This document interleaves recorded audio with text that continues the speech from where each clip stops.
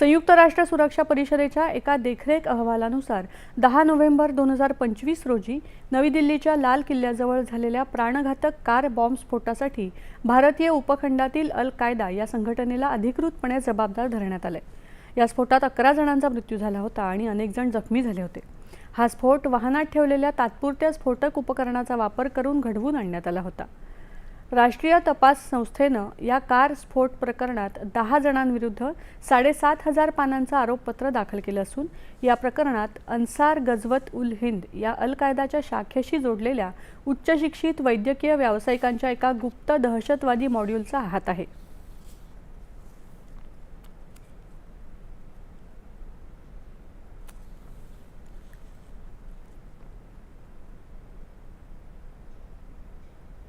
राज्यामध्ये विविध सेवा भरतीसाठी होणाऱ्या परीक्षा पद्धतीत सुधारणा आणि